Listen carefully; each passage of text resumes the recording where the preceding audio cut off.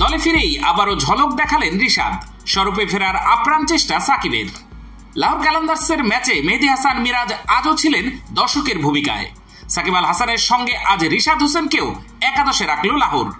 তার উপর আস্থার প্রতিদান দারুণভাবেই দিয়েছে রিশাদ।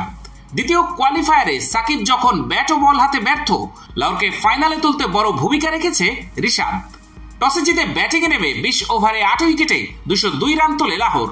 রান তাড়া করতে নেমে শাহিন আফ্রিদি, সালমান মির্জার গতি আর রিশাদের ঘূর্ণিতে দিশেহারা হয়ে যায় ইসলামাবাদ ইউনাইটেডের ব্যাটসম্যানরা।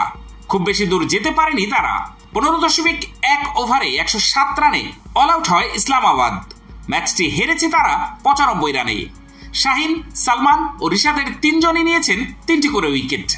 ইসলামাবাদের ইনিংসে প্রথম আঘাত হানেন শাহিন আফ্রিদি। ইনিংসের প্রথম ওভারেই পাকিস্তানি পেসার তুলে নেন মোহাম্মদ শেহজাদকে। পরের ওভারে সালমান ফেরান সাহেবজাদা ফারহানকে। এরপর দ্রুতই রেসিফন ডার্ড হোসেন ও ইমাদ ওয়াসিমকে ফিরিয়ে ইসলামাবাদকে কোণঠাসা করে দেয় সালমান। 3 উইকেট নিতে 16 রান দিয়েছেন তিনি। সালমানের পর ইসলামাবাদের ইনিংস ধসিয়ে দেন বাংলাদেশের লেগ স্পিনার রিশাদ। 33 রানে 4 উইকেট হারানোর পর ইসলামাবাদের ইনিংস গড়ছিলেন সালমান আগা ও শাদাব খান। 16 রানের মধ্যে দুজনকেই ফেরান রিশাদ।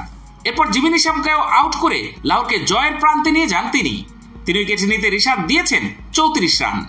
সালমান ও রিশাদের পর বাকি কাজটুকু করেন আফ্রিদি। ইসলামাবাদের শেষ 2টি উইকেট নেন পাকিস্তানি পেসার। সব মিলিয়ে 3 উইকেট নিতে তিনি দিয়েছেন মাত্র 3 রান। এর আগে লাহোরকে 200 পেরোনোর স্কোর এনে দিতে ভূমিকা ছিল মোহাম্মদ নাইম ও কুশল পেরেরার। দুজনেই 50 করেছেন। নাইম 25 বলে 50 করেছেন, 7টি 4 ও 2টি 6। আর শ্রীলঙ্কার ব্যাটসম্যান কুশল পেরেরা আউট হয়েছেন 35 বলে 61 রান করে। তিনিও 7টি 4 আর 2টি 6 মেরেছেন। সাকিব আল হাসান 8 নম্বরে ব্যাটিংয়ে নেমে 2 বল খেলে কোনো রান পাননি। রিশাদ 9 নম্বরে নেমে 2 বল খেলে 1 4-এ 5 রান করে আউট হয়েছেন।